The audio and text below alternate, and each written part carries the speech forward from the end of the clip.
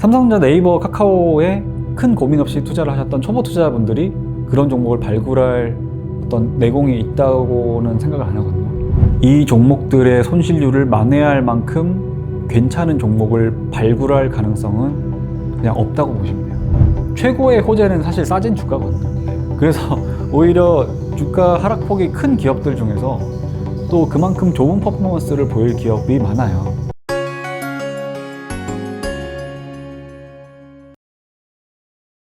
그 교체 매매에 되게 조심해야 된다. 사실 뭐 2차 전지가 좋다, 배터리가 좋다, 뭐 몰려갔더니 다시 또 다른 종목이 업종이 또 뜨고, 이게 보통 행보장에서 순환매라 하면 섹터나 테마를 이제 갈아타가면서 이제 1, 2주 단위로 바뀌지 않습니까? 네. 이럴 때 교체 매매를 할 때 좀 전략이라든가 교체 매매의 좀 기본 뼈대가 되는 뭔가 그런 방법이 있나요?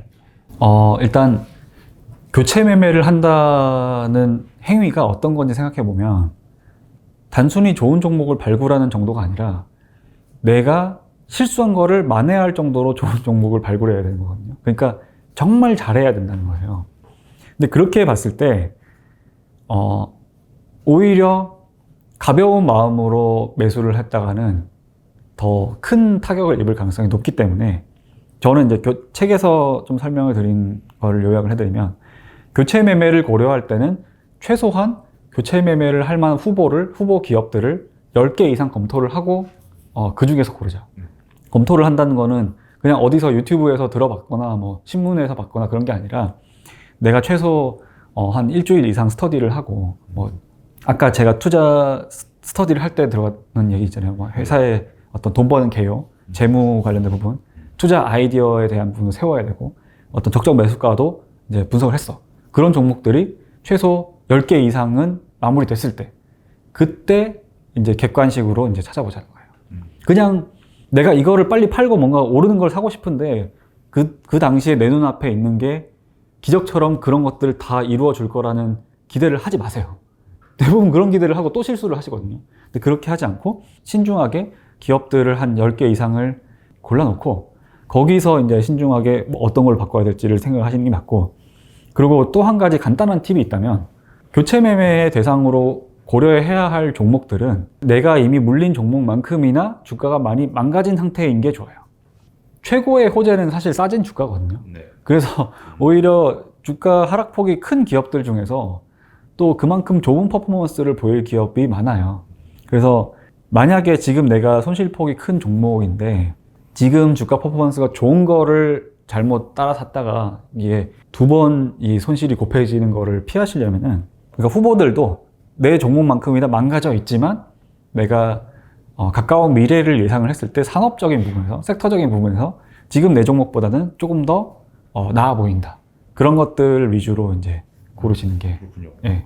근데 사실 주식 투자 망치지 않으려면, 삼성전자를 9만 원에서 사지 않으려면은 결국은 이제 근본적으로 행동이 바뀌어야 될 것 같거든요. 모두가 사실 좋다고 했을 때는 주식을 너도나도 사고 싶지만 지금은 이제 모두가 사실 주식 투자 왜 하냐? 은행 예금이 좋은데, 이런 요즘 시장 분위기지 않습니까? 이런 상황에서 주식 투자를 다시 망치지 않기 위해서 투자자들은 어떤 행동을 해야 되나요? 또. 일단 루틴이라는 거를 지켜야 하는 이유를 생각해 보면요. 저는 요거를 책에서는 투자 프로세스라고 이제 그 이름을 달았는데, 프로세스를 지켜서 돈을 버는 확실한 예가 기업 활동이거든요, 사실. 그러니까 우리가 어떤 기업의 어떤 브랜드의 제품을 살 때는 일정한 퀄리티가 나올 거라는 기대를 하고 그 기업을 믿고 사는 거잖아요. 근데 그 기업이 일정한 퀄리티로 어떤 재화를 생산하기 위해서 뭘 하는지를 보는 거예요. 그러니까 그 기업이 일정한 퀄리티를 통해서 일정하게 돈을 벌고자 하는 그 목적을 달성하기 위해서 따르는 게 프로세스거든요. 업무 프로세스, 그런 것들이잖아요. 그럼 투자자도 기업들이랑 똑같이 흉내를 내자는 거죠. 투자자가 투자를 할 때도 지속 가능한 어떤 투자 수익을 내려면 프로세스를 따르면 돼요. 그래서 제가 책에서 제시한 투자 프로세스는 뭐 절대적인 원칙이 아니라 대부분 어떤 돈을 버는 투자자들은 이렇게 한다라는 어떤 예시로 보시면 되는데, 제일 처음에는 일단 투자 아이디어를 발굴을 해야겠죠. 예. 그 다음에 그 발굴한 아이디어와 관련된 기업에 대해서 기업 분석을 해야 돼요. 기업 분석을 하고 나서 그 다음에 이제 매수를 하는 투자 집행을 하게 되는 거죠. 투자 집행을 하고 나서도 계속해서 그 기업이 제대로 사업을 영위를 하고 있는지, 어떤 아이디어가 제대로 흘러가고 있는지 이런 것들을 모니터링을 해요. 그러고 나서 최종적으로 뭐 수익을 내던 혹은 나의 아이디어가 잘못돼서 손실을 냈건 이제 매도를 하게 되겠죠. 매도를 한 다음에는 돈 벌었다고 잊어버리고 또는 나의 마음을 다치겠다고 잊어버리는 게 아니라 내가 왜 돈을 벌었으며 또는 내가 왜 손실을 냈는지를 이제 복습을 한 거예요. 그렇게 하고 나서 그 복습을 통해서 얻어진 인사이트를 다음 투자 때 그대로 활용해서 또 아이디어를 발굴하고 기업을 분석하고 투자를 집행을 하고 또 그 다음 투자에 대해서 복귀를 하고 이런 순환적인 프로세스를 계속해서 지키시면은 처음에는 답답할 수도 있어요. 그리고 내가 나름대로 그 프로세스를 지켰는데도 만족스러운 성과가 안 나올 수도 있어요. 근데 그 프로세스의 순환을 계속해서 하시다 보면은 어느샌가 모르게 내가 더 내공이 쌓여있는 투자자가 되어 있음을 실감을 하실 거예요. 개별 종목에 하나를 투자한다고 했을 때도 이 과정을 반복하셔야 되는 거잖아요. 그럼 현실적으로 관리할 수 있는 종목이 개인 투자자 입장에서 되게 좀 적을 것 같은데 작가님은 보통 몇 개 종목에 투자를 하시나요? 저는 포트폴리오 구성을 할 때는 기업을 많이 가져가지 않아요. 최대한 많은 기업을 공부를 해본다고 하더라도 제가 포트폴리오에 편입하는 거는 5개를 넘기는 경우는 많이 없고요. 근데 그러는 이유는 두 가지가 있는데 첫 번째는 저도 아직은 숙련되지 않은 투자자이기도 하고 대부분 초보 투자자분들도 명심하면 좋은 게 보유 종목이 너무 많으면 그 개별 종목에 대한 분석을 소홀하게 하게 돼요. 그래서 그 종목에 대해서 속속들이 알지 못하고 알지 못하면 확신이 줄어들기 때문에 좋은 투자를 하지 못하거든요. 그래서 어느 정도 확신을 가지고 투자를 하려면 기업을 깊게 분석해야 되기 때문에 보유 종목 수를 많이 가져가진 않고요. 근데 저는 좀 극단적으로 종목 수가 적은 편이고 개인적으로 봤을 때 일반적인 초보 투자자분이라고 하면은 한 5개에서 8개, 되도록이면 10개 미만으로 가져가시는 거를 저는 개인적으로 추천을 드려요. 두 번째 이유는 베팅에 대한 부분이죠. 어찌됐든 개인 투자자고 시드머니가 적은 초보 투자자라고 하면은 약간은 공격적으로 투자를 해야지 결국에는 괜찮은 수익률이 나오거든요. 그러니까 이게 물론 이제 집중해서 투자를 했는데 만약에 잘 안 된다 그러면은 그만큼의 손실이 더 크게 이제 타격을 입을 수도 있겠지만 어찌됐든 손실을 입지 않는 투자만 하면 되거든요. 그리고 실제로 손실을 입을 가능성이 매우 낮은 투자는 그런 투자천을 쉽게 찾지를 못해요. 그 정도로 박앤세일을 하는 구간이 그렇게 길지가 않거든요. 그래서 그런 종목들을 찾았다고 하면은 아마 아주 소수의 종목만 찾을 수 있을 거고 그러니까 그렇기 때문에 함부로 많은 종목을 편입하지 않는 그게 이제 제 개인적인 투자 방법입니다. 그래서 초보 투자자분들도 저는 일단은 포트폴리오 측면에서 너무 많이 가져가는 거는 저는 좀 추천 안 드리고요. 대신에 공부를 통해서 내가 뭔가 언제가 됐든 나는 이 기업에 투자를 할 거야 라고 하는 후보군은 많을수록 좋죠. 근데 이게 단기간에 공부해가지고 막 몇백 개씩 만들어줄 수 있는 게 아니기 때문에 개인 투자자가 본인이 이해할 수 있는 기업의 풀을 넓히는 그 시간적인 텀을 일주일에 한 종목 정도 늘려가는 거를 추천드려요. 이거는 전제는 있어요. 일주일에 한 종목을 공부한다고 하면은 최소 하루에 1시간 이상씩, 그러니까 일주일 총합으로 봤을 때 한 7시간, 8시간 이상씩은 공부를 할 수 있어야 되고 그 전제하에 일주일에 1개 종목을 분석하면은 내가 못해도 이 종목을 사도 되는지 안 되는지 정도까지는 파악이 되거든요. 일주일에 하나씩 정복을 한다 이랬을 때 1년이 지나면은 이제 그 52개 종목이 나오잖아요. 뭐 근데 다 못 지켜요. 한 2주는 쉬자고요. 그러면 1년에 50개만 목표로 잡고 2년 하면은 내가 100개 종목은 알 수 있게 되겠죠. 만약에 이걸 5년을 할 수 있다. 그러면 250개 종목을 알게 되고 250개라고 하면은 우리나라의 전체 상장사의 한 10분의 1은 필터링을 한 거예요. 그 정도면은 차고 넘치죠. 내가 개인 투자자인데 250개 종목에 대해서 어느 정도 깊이 있는 이해를 할 수 있다? 그러면 사실은 투자처는 계속 나올 거예요. 저도 제가 250개까지 아는지 모르겠어요. 그러니까 어느 정도 확신을 하고 투자할 수 있는 종목은 100개도 안 되는 것 같아요. 근데 그 정도까지라도 알게 되려면은 제가 아까 말씀드린 일주일에 1개 정도의 종목 분석은 쌓아가시는 게 필요하실 거예요. 그러면 작가님 같은 경우도 일단은 10개 종목을 이제 넘기지 않는 걸 추천하셨으니까 개인 입장에서는 10개 종목의 분산 투자를 10%씩 한다고 했을 때 그 정도의 확신이 들 때까지는 그냥 공부만 하고 있어야 된다는 어떻게 보면 뜻이기도 하네요. 확실한 자신 없으면 사실 배팅하지도 마라. 또 이것도 말씀은 하시는 건가요? 그건 또 아닙니다. 그런가요? 그러니까 이거는 좀 다른 이야기인데 물려야 공부를 하더라고요. 근데 이제 크게 물리지만 않으면 되죠. 예. 그래서 실제로 개인 투자자분들 중에서 보초병이라는 얘기를 하시는 분들이 많아요. 보초. 그러니까 의미 있는 비중을 베팅하는 게 아님에도 불구하고 이 종목을 공부해보고 싶어서 일단 사는 분들이 있어요. 그 정도는 괜찮다고 보고요. 그리고 현금 비중 측면에서 저는 현금은 무조건 특히 초보 투자자분들은 무조건 가져가셔야 된다고 생각하는 주의고요. 근데 그 현금 비중이, 바람직한 현금 비중은 제가 봤을 때는 20%에서 30%? 그 정도라고 생각을 합니다. 요거는 20%에서 30%를 해야지 초보 투자자가 수익률을 극대화할 수 있다는 아니에요. 수익률을 극대화하려면 뭐 100% 주식에 투자하시는 분도 있어요. 또는 뭐 베팅을 제대로 하기 위해서 현금을 50% 이상 가져가는 분들도 있어요. 근데 그게 아니라 일반적인 초보 투자자의 지식 범위와 행동을 제어할 수 있는 그 멘탈리티의 범위를 봤을 때 20% 밑으로 현금을 가져가면은 불안함이 커요.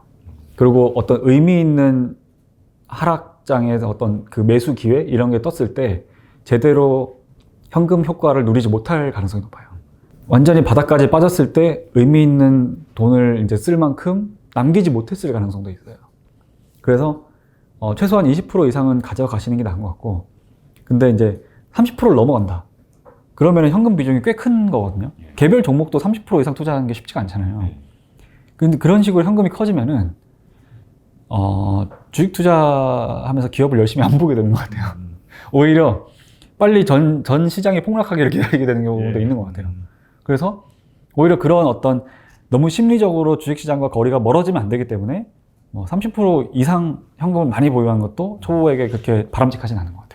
네. 그럼 삼성전자, 네이버, 카카오 지금 시점에서 만약에 작가님이 세 개 종목에 대해서 각각 마이너스 30% 정도로 물려있다고 가정을 해보겠습니다. 그러면 종목에 대한 좀 탈출 전략을 실제로 어떻게 좀 해보실 수 있을지. 일단 지금 지수 레벨에서 내가 이 종목들의 손실률을 만회할 만큼 괜찮은 종목을 발굴할 가능성은 그냥 없다고 보시면 돼요. 좀 많이 빠진 지수인데도 불구하고요. 네. 많이 빠졌지만 또 한 바닥에서 한 10% 올라왔어요. 네, 올라왔죠. 아예 여기서 다시 예전 전저점을 향해서 조정을 받은 상황이 아니면 지금 와서 뭔가 종목을 찾는 거는 쉽지 않다고 보고요. 있긴 있을 거예요. 있을 건데 삼성전자, 네이버, 카카오에 큰 고민 없이 투자를 하셨던 초보 투자자분들이 그런 종목을 발굴할 어떤 내공이 있다고는 생각을 안 하거든요. 이거는 무시하는 게 아니라 그냥 확률적으로 그래요. 통계적으로 그렇고 제일 좋은 대응이 교체 매매가 아닐 가능성이 높다고 봐요. 그러면 어쨌든 그나마 내가 제일 익숙하고 알던 기업이 이 세 개면은 일단은 이 세 개 기업에 대해서 더 공부를 하시는 게 맞다고 보고요. 개인적으로 제가 아는 레벨에서 삼성전자 같은 경우에는 저는 삼성전자는 일부 투자를 했거든요. 저도 이제 올해 삼성전자 물렸었어요. 그러다가 이제 바닥 대비해서 좀 올라왔기 때문에 지금은 이제 본전 조금 위로까지는 왔는데 제가 이제 삼성전자의 주가 변화에 대해서 개인적으로 봤던 시나리오가 3개가 있었어요. 근데 그 중에 첫 번째 시나리오가 제가 봤을 때는 어느 정도 좀 적용이 된 것 같은 게 바닥 대비해서 어느 정도 올라오려면 삼성전자는 외국인이 들어가야 돼요. 외국인이 보통은 한국이라는 코스피라는 지수를 살 때 삼성전자를 우선적으로 담을 수밖에 없거든요. 네. 시가총액 비중이 있기 때문에. 네. 그래서 그런 외국인 수급이 첫 번째로 삼성전자의 바닥을 잡아줄 거라고 생각하는데 그건 어느 정도 온 것 같고요. 근데 여기서 제 본전 이상으로 의미 있는 수익을 내려면 결국엔 삼성전자의 본업이 좀 더 잘 돼야 돼요. 근데 그 본업이 잘 된다고 하는 흐름이 한 2단계 정도로 또 추가로 나뉠 수 있을 것 같은데 첫 번째는 지금 삼성전자의 주가에 가장 큰 영향을 끼치는 게 아무래도 메모리 반도체다 보니까 그 단가가 좀 올라서 만들어졌던 새 신제품인 DDR5 제품이 더 의미 있게 시장에 풀려야 되고 그게 시장에 풀리려면은 아무래도 그 DDR5를 적용하는 서버 반도체 칩들이 이제 출시가 돼야 되거든요. 근데 이제 원래는 인텔의 사파이어 레이크가 진즉에 출시된다 그랬던 게 거의 지금 1년 넘게 그 타임라인이 출시일이 미루어지다 보니까 삼성전자의 주가 회복도 계속해서 이제 좀 유예가 됐었는데 인텔의 경쟁사인 AMD는 이제 올해 안에 칩을 출시를 아마 했을 거예요. 근데 그렇다고 보면은 인텔도 일단은 더 들어와야 되고 그래서 인텔의 새 칩이 출시가 됐다. 그리고 삼성전자가 만든 DDR5 메모리가 본격적으로 소진이 된다고 하면은 그게 한 두 번째 주가 상승의 고비가 될 수 있을 것 같거든요. 그리고 마지막 고비, 그러니까 삼성전자가 전고점을 돌파할 정도까지 상승을 가려면, 그러니까 우리 물려있는 수많은 투자자분들이 이제 무사 귀환을 하시려면은 아무래도 메모리 그 반도체 사이클 자체가 다시 한번 업사이클이 와야 돼요. 메모리 반도체의 가격 자체가 올라가고 이제 공급 대비 수요가 더 많아지면서 이 업사이클이 돌아오게 되면은 다 같이 이제 해피하게 이제 집으로 가실 수 있을 거라고 생각을 해요. 반도체, 디램 반도체랑 낸드의 슈퍼사이클이 진짜로 찾아와야 된다 이런 말씀이셨습니다. 뭐 네이버, 카카오 이 두 개는 사실 좀 비슷한 종목인데 어떻게 가능할까요? 저는 사실 네이버, 카카오는 보유하고 있지 않습니다. 그래서 확실히 알고 말씀을 드리는 건 아니에요.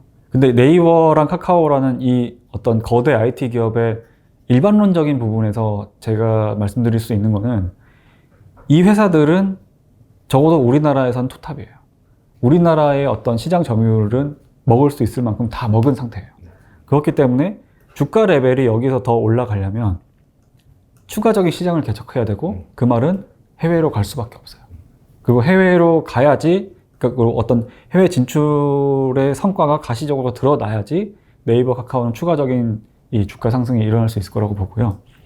그런 의미에서 봤을 때 부정적이진 않아요. 언제 얼마나 걸릴지에 대한 부분은 저도 좀 조심스럽긴 한데 일단 네이버, 카카오가 그런 방향성에 대해서는 경영적인 측면에서는 분명히 인지를 하고 있고요.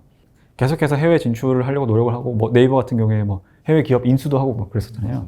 그런 것들을 노력을 하고 있기 때문에 그게 언젠가는 그 결실을 맺을 거고 결실이 맺어지면은 주가는 아마 이제 또 다시 오르는 국면으로 갈 것 같습니다. 근데 이제 그 부분을 개인 투자자들은 공부를 하셔야 되는 거죠.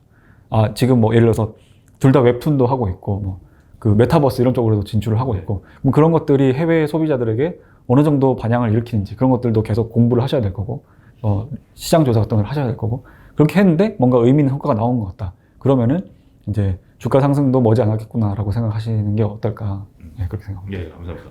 요 세 개 종목 투자하신 분들은 잘 참고하셔가지고 한번 더 공부 좀 해보시면 좋을 것 같습니다. 워렌 버핏이 주식시장은 인내심이 없는 사람의 돈에서 주머니에서 돈을 꺼내서 주식 인내심이 많은 사람으로 옮겨준다는 그런 말이 한번 떠오릅니다.